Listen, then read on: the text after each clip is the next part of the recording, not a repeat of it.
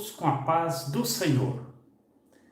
Graças a Deus por estarmos juntos neste domingo, nesta manhã abençoada do dia 10 de abril de 2022.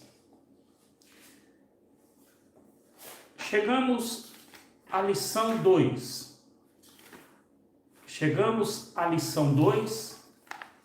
Sal da terra, luz do mundo. É o tema da lição de hoje. Texto áureo. Vós sois o sal da terra, vós sois a luz do mundo. Mateus capítulo 5, versículos 13 e 14. Verdade prática. A influência dos cristãos na sociedade é inevitável. Do ponto de vista bíblico, o mundo não pode estar indiferente aos verdadeiros seguidores de Cristo. Leitura bíblica em classe. Quem está sem a revista em mãos, abra a Bíblia, em Mateus capítulo 5, versículos 13 ao 16. Leitura bíblica em classe, Mateus capítulo 5, versículos 13 ao 16. Mateus capítulo 5, versículo 13. Vós sois o sal da terra, e se o sal for insípido, com que se há de salgar? Para nada mais presta, senão para se lançar fora e ser pisado pelos homens. 14. Vós sois a luz do mundo. Não se pode esconder uma cidade edificada sobre o monte. 15. Nem se acende a candeia e se coloca debaixo do alqueire, mas no velador, e dá luz a todos que estão na casa. Mateus 5,16, último versículo da leitura bíblica em classe. Assim resplandeça a vossa luz diante dos homens, para que vejam as vossas boas obras e glorifiquem o vosso Pai que está nos céus. Oremos ao Senhor. Pai Celestial, em nome glorioso do Senhor Jesus, oramos a Ti. Graças te damos pela oportunidade abençoada de lecionarmos a segunda lição deste segundo trimestre de 2022. O Senhor é bom e a Tua bondade dura para sempre. Dá-nos graça, fé, alegria, poder e unção, para servirmos assim ao povo de Deus. Abençoa todos que estão assistindo online esta escola dominical. Abençoa e dá-nos graça, abundante graça e a direção do Espírito Santo. Abençoa estas aparelhagens, pois nós confiamos no Senhor, que fez os céus e a terra. Em nome de Jesus, oramos e servimos. Amém.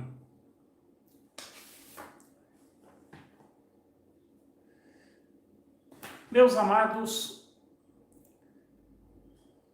a paz do Senhor. Todos os versículos citados são da Almeida Revista e Corrigida, quando de outra versão a mesma será mencionada. Continuando nossos estudos sobre o Sermão do Monte, hoje aprenderemos e recordaremos, querendo o nosso bondoso Deus, sobre a lição ensinada pelo Senhor Jesus quanto à nossa influência no meio de nosso viver. Vós sois o sal da terra, vós sois a luz do mundo. O sal opera no interior e a luz opera no exterior. O caráter vem antes do testemunho e reflete ao nosso Senhor a luz do mundo. Tópico 1. O sal tempera e conserva. Subtópico 1. Definição. No Antigo Testamento, a palavra hebraica para sal é melach.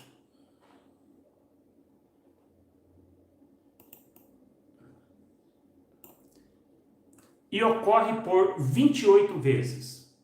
No Novo Testamento, a palavra sal ocorre por 8 vezes. Portanto, na Bíblia toda, totaliza-se 36 usos do termo sal.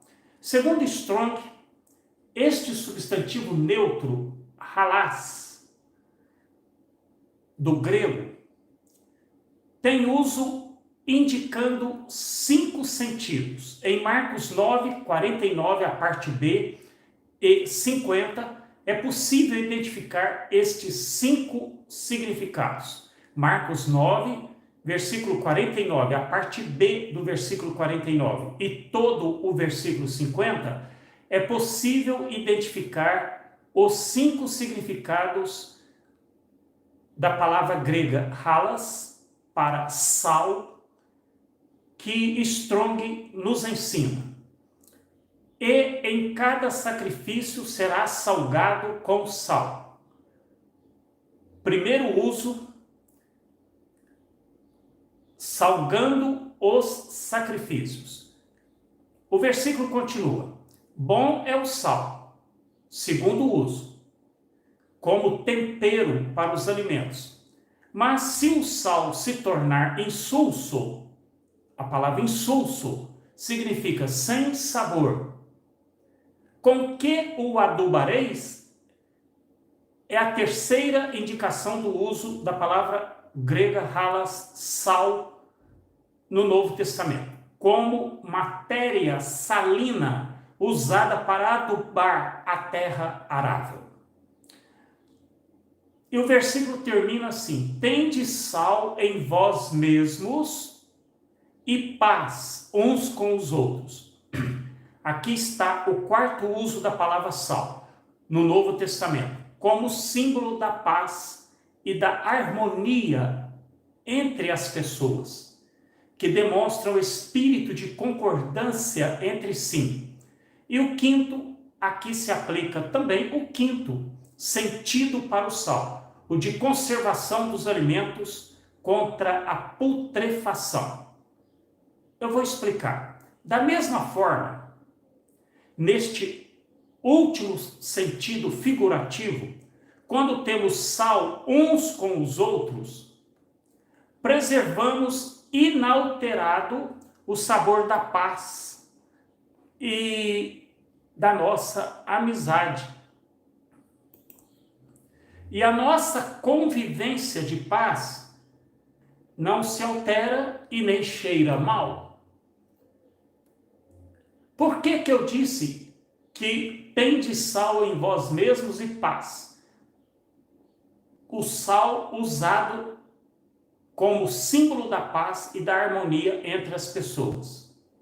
É porque, na antiguidade, quando havia reunião para pôr em ordem algum conflito, os orientais estavam acostumados a compartilhar sal uns com os outros, ratificando solenemente, com o uso trocado do sal, a aliança pacífica entre si. Por final, meus amados, é instrutivo e edificante destacar Colossenses 4, versículo 6. A vossa palavra seja sempre agradável, temperada com sal, para que saibais como vos convém responder a cada um. Temperar a palavra com sal. Temperar com sal, figurativamente, em nossas conversações, é misturar sabedoria e graça nas nossas respostas e nos nossos diálogos.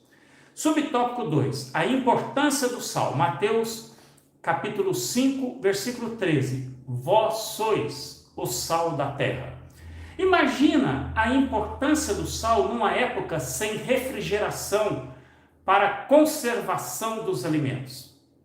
Além de utilizado para dar sabor, o sal era muito utilizado, portanto, para preservar os alimentos. Nós, os crentes, somos o sal da terra porque temos conservado, nós a temos conservado pela nossa maneira de viver em Cristo, da corrupção total. São os crentes fiéis que dão sabor, refrigeram e purificam de tudo que dá mau cheiro espiritual na sociedade em que vivemos. Vós sois o sal da terra. O mundo está morto em seus delitos, ofensas e pecados. E os crentes, através da igreja, preservamos o alto padrão moral de Deus, até que deste meio sejamos tirados. Temperar exige misturar. Nós não somos do mundo. Os costumes do mundo não são nosso padrão de conduta. Mas a realidade é que estamos neste mundo e temos contatos diversos com a sociedade.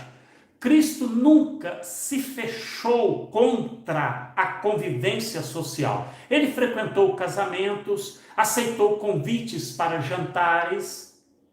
Nunca disse que era para nós nos isolarmos deste mundo, em termos físicos. Nós somos o sal da terra que, para ter eficácia, tem que se misturar com o que é destinado a conservar. Vós sois o sal da terra. Subtópico 3, o cristão como o sal. Vamos ver como esse sal se mistura. Lucas 14, 34 e 35. Bom é o sal, mas se ele degenerar, com que se adubará? Nem presta para a terra, nem para o monturo, lançam-no fora. Quem tem ouvidos para ouvir, que ouça. A comparação do crente como sal da terra é um chamado evangelístico para se misturar com o mundo e operar transformação de vidas. O crente que vive as bem-aventuranças de Mateus capítulo 5, versículos 3 a 12, preservam esta terra da putrefação e decadência moral. Meus amados, os crentes que vivem as bem-aventuranças de Mateus capítulo 5, versículos 3 a 12, somos referência de conduta. É uma referência como que antisséptica, onde o crente vive, onde o crente convive. Ele vive e convive como sal da terra, desinfectando o que está infectado ou impedindo que seja infectado. Isto ocorre na nossa maneira de falar, na nossa maneira de negociar, na nossa conduta, no nosso testemunho, no nosso modo de vestir. Como o crente se veste? O que teme a Deus veste-se com cobertura, não expondo o seu corpo à sensualidade. Seria esta a aplicação simbólica do ato do profeta Eliseu em 2 Reis, capítulo 2, versículos 19 a 22?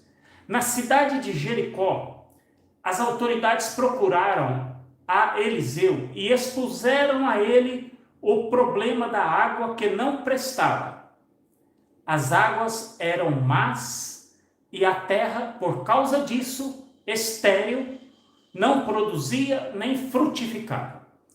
Eliseu pediu uma salva nova, ou seja, um prato novo, cheio de sal.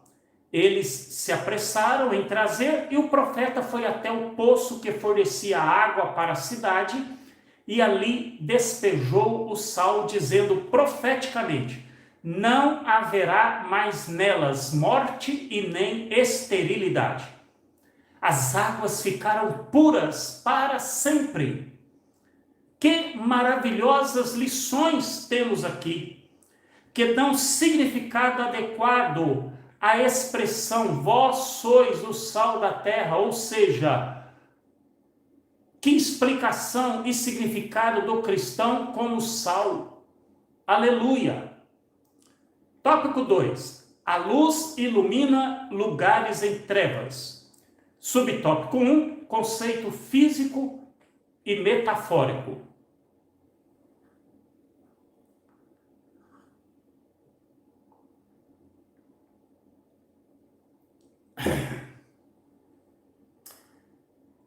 De maneira resumida, a ciência conceitua a luz como uma forma de radiação eletromagnética que se propaga tanto pela matéria quanto no vácuo, possuindo uma dualidade de onda e partícula, e pode ser refletida e refratada. Refratada é desviada de seu curso. Este é um singelo conceito científico e físico da luz. No Antigo Testamento, a palavra luz ocorre em suas acepções. A palavra luz ocorre no Antigo Testamento por 122 vezes. No Novo Testamento ocorre por 73 vezes. Portanto, observa-se seu abundante uso na Bíblia. Eis que a palavra luz totaliza 195 ocorrências por toda a Bíblia. Há 3 afirmações categóricas sobre Deus no Novo Testamento. Primeiro, João 4:24. Deus é Espírito. Segunda afirmação categórica sobre Deus no Novo Testamento. 1 João 4, versículo 8. Deus é amor. E terceira afirmação categórica sobre Deus no Novo Testamento. 1 João 1, versículo 5. Deus é luz. Deus é Espírito. Deus é amor. Deus é luz. Aleluia! O Senhor Jesus mesmo afirmou em João 8, versículo 12: Eu sou a luz do mundo.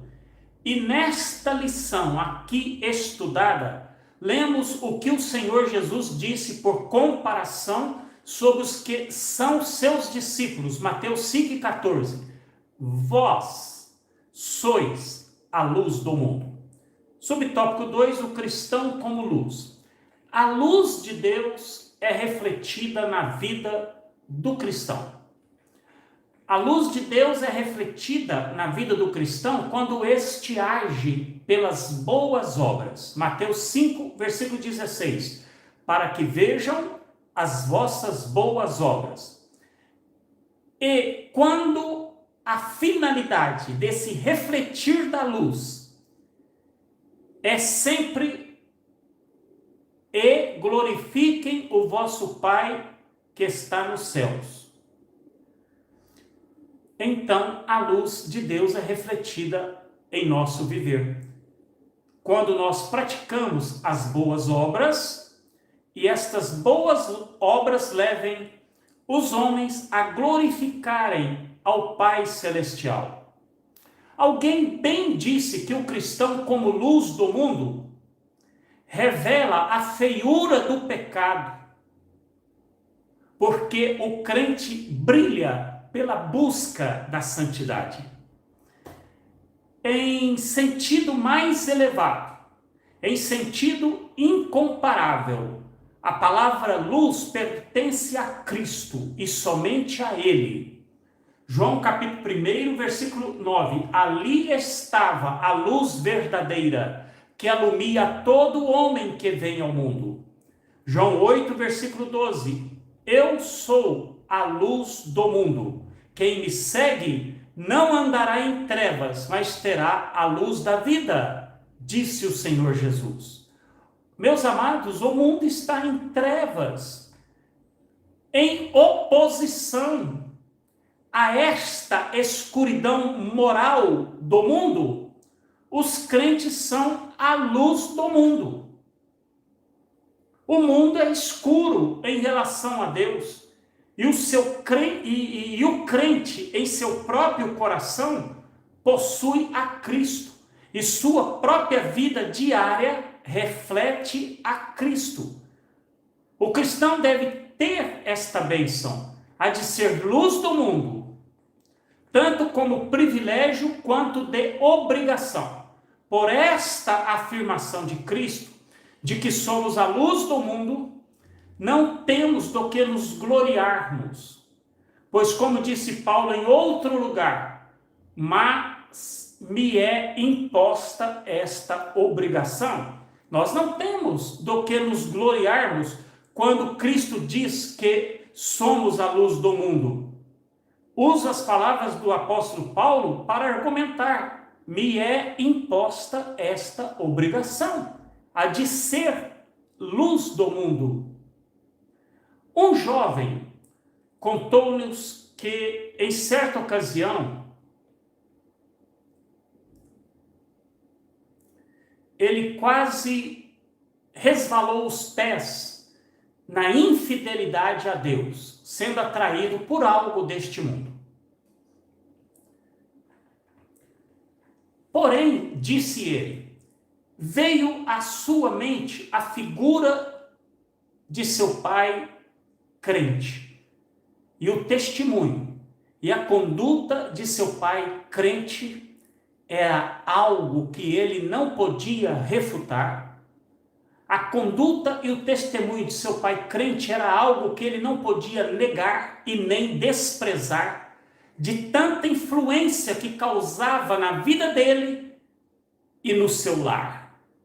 O seu pai crente deixava a luz de Cristo brilhar em si, e deste modo, pelo testemunho de luz de seu pai, ele não caiu na tentação, ele se firmou na fé. Amém. Subtópico 3, a luz em lugares de trevas. Um turista visitando nas horas da noite um farol no norte da França, na cidade costeira de Calais. A noite estava especialmente escura demais no dia dessa visita turística. Enquanto observava, sendo guiado na visitação pelo próprio responsável do lugar, este gabava o brilho radiante do farol e que haviam poucas luzes semelhantes em intensidade pelo mundo afora. E o turista disse sem pensar, e se alguém atacasse este farol e apagasse esta luz? O quê? Disse espantado o guardião do farol. Olhe para este mar escuro à nossa frente e imagine então que escuridão estaria num dia de tempestade. Não se pode vê-lo numa noite assim. Há navios e homens trabalhando pelo mar, repassando as informações das bússolas e outros instrumentos de navegação. Se a luz deste farol apagar, tais homens estarão sem referências. Os navios, as tripulações estariam perdidos, sem rumo, desorientados e tudo por causa da minha negligência. Nunca permitiria que esta luz fosse apagada, que tal coisa acontecesse. Meus amados, vós sois a luz do mundo. O cristão é a luz em lugares de trevas. O Senhor Jesus nos ensinou que a nossa posição é como a de uma cidade situada num monte. Não se pode ser escondida, e o cristão nem deva tentar andar pelo mundo escondendo a luz de Cristo refletida na sua vida. Até porque é difícil esconder um crente que arde com a santidade elevada da palavra de Deus. Nossa chamada é brilhar no meio de nosso viver. Nossa posição de luz do mundo é muito elevada. Efésios capítulo 1, versículo 3. O qual nos abençoou com todas as bênçãos espirituais nos lugares celestiais em Cristo. Tópico 3. Discípulos que influenciam. Sendo sal.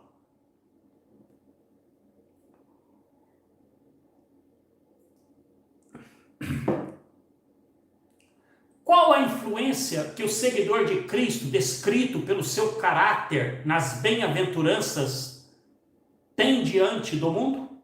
Vamos relembrá-las? Bem-aventurados humildes de espírito, os que choram, os mansos, os que têm fome e sede de justiça, os misericordiosos, os limpos de coração, os que trabalham pela paz, os pacificadores e os que sofrem perseguição por causa da justiça. Portanto, que influência poderia o discípulo de Cristo, descrito pelo seu caráter nestas bem-aventuranças, exercer neste mundo que aplaude a violência, neste mundo que tem como exemplo quem é agressivo?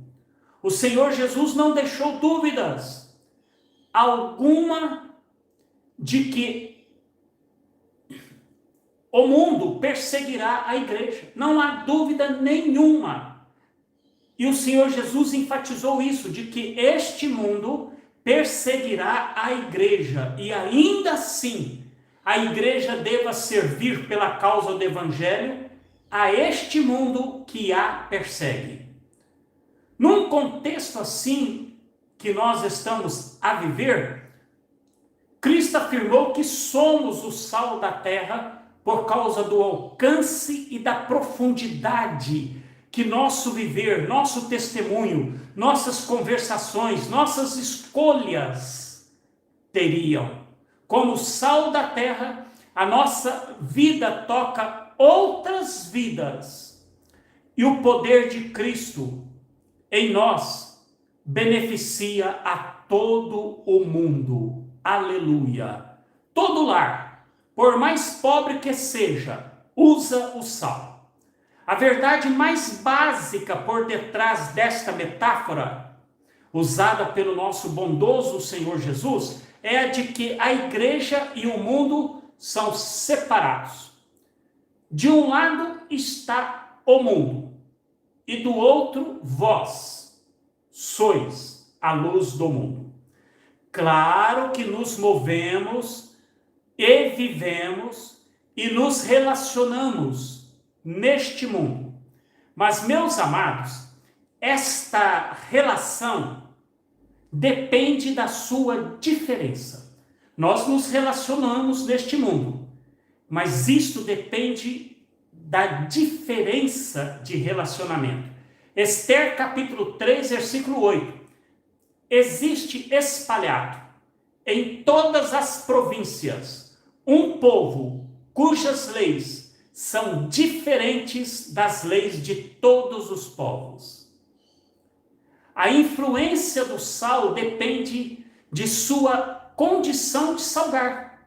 Se perder a salinidade, se perder o sabor, para nada mais presta.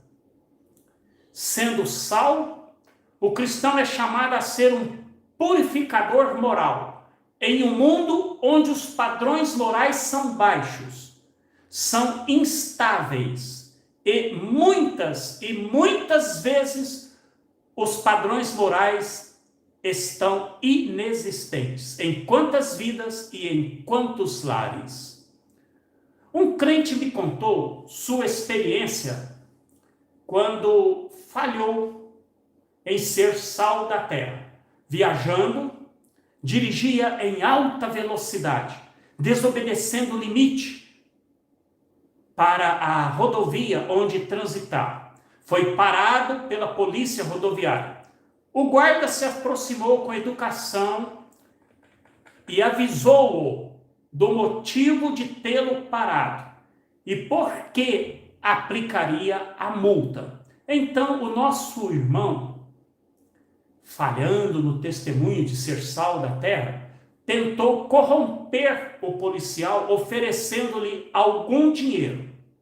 Ora, no vidro de seu carro havia um plástico fixado e escrito: "O Senhor é o meu pastor, nada me faltará."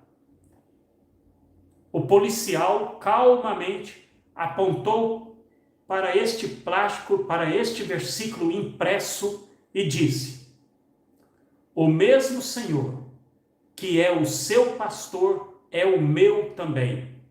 Não preciso do seu dinheiro de suborno."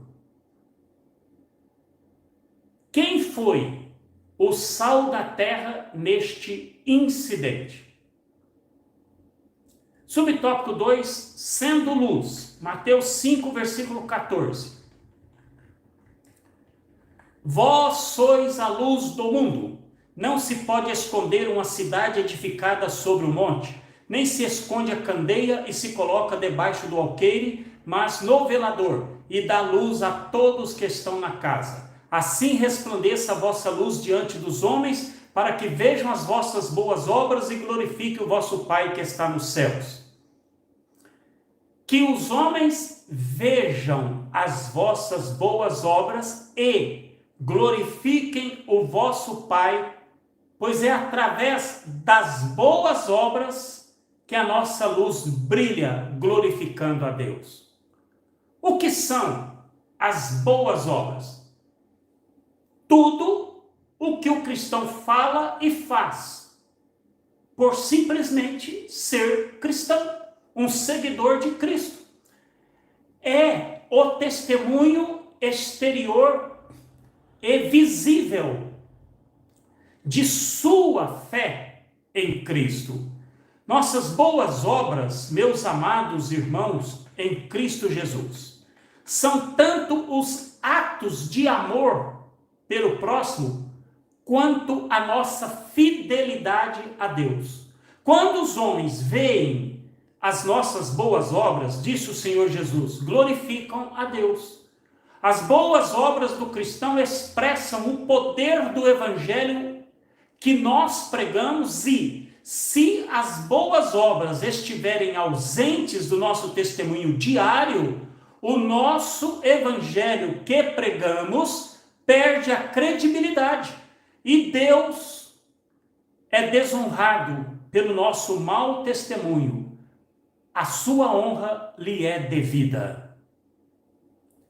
Os cristãos somos como uma cidade edificada sobre um monte, cujas luzes são vistas a quilômetros de distância. Os cristãos somos também comparados a uma lâmpada colocada em lugar de destaque numa casa, para iluminar a todos que estão em casa. Glória a Deus. Não se põe uma lâmpada debaixo de um balde, pois ali não produz nada, perde todo o seu propósito e eficácia.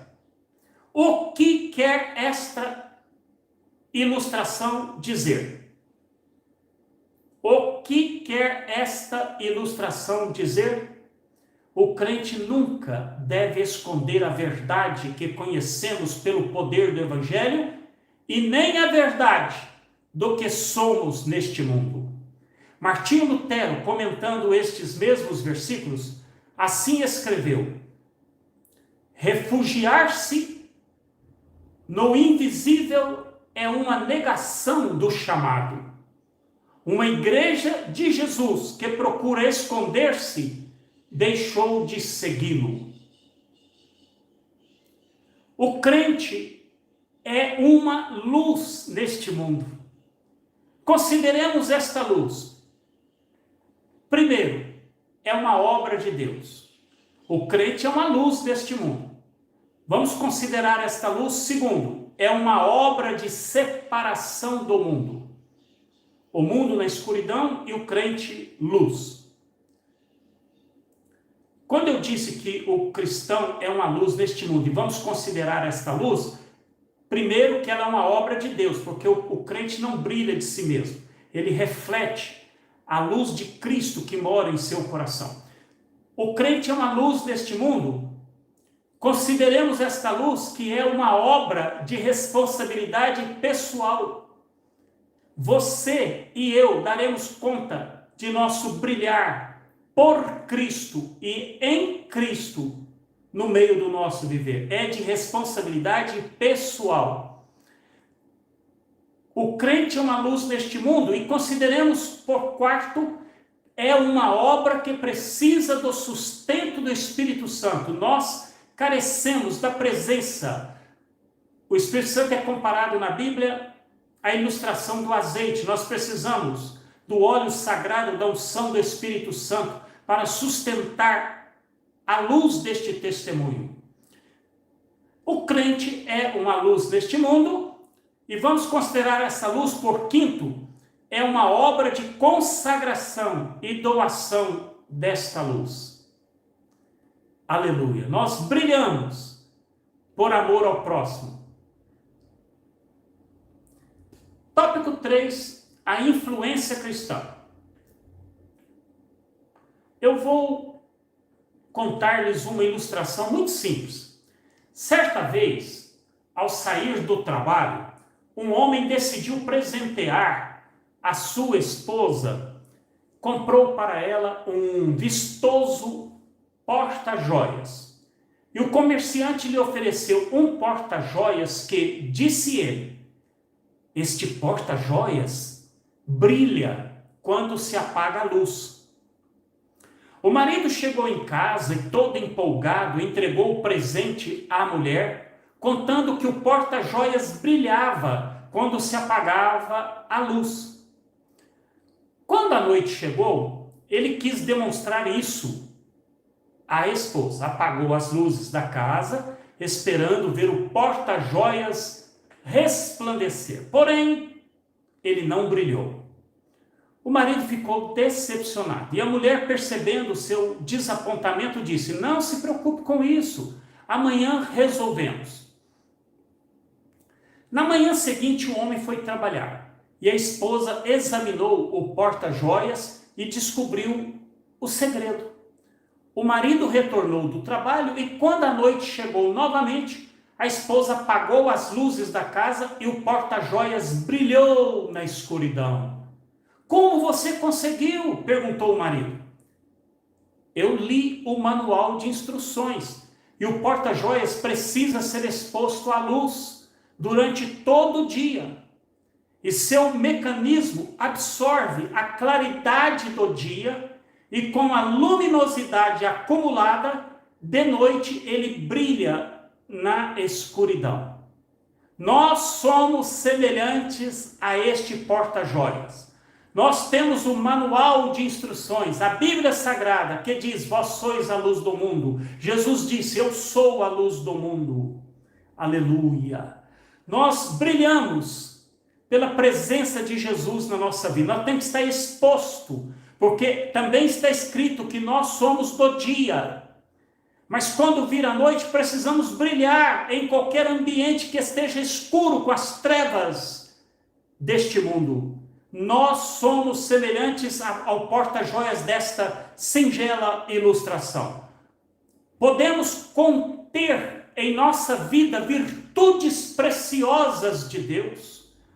Podemos conter em nossa vida qualidades celestiais, bênçãos divinas e capacidades que brilham porque vêm do Senhor.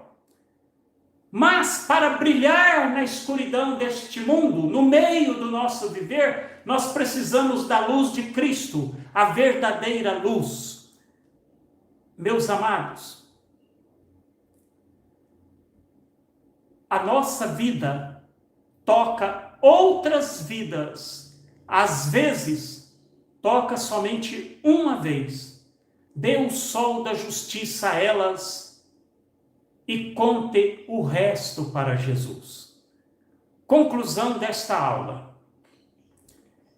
Estas metáforas usadas por Jesus de um cristão ser o sal da terra e a luz do mundo, nos ensinam pelo menos 3 lições nesta conclusão de hoje. Primeira lição: há diferença entre o cristão e o mundo. No Sermão do Monte, sabemos que somos diferentes por natureza. Pedro escreveu na sua primeira carta que nós temos a natureza divina. E Cristo nos convoca a sermos diferentes na prática do dia a dia. Segunda lição: cada crente deve aceitar sobre si esta responsabilidade de ser diferente do mundo, por causa do que Deus fez por nós e em nós através de Cristo. Em qualquer lugar onde estivermos, temos a responsabilidade de sermos diferentes. Os jovens, sobretudo, sentem-se frustrados, tão frágeis, tão pequenos, às vezes tão ineficazes, diante deste mundo com tão grandes batalhas.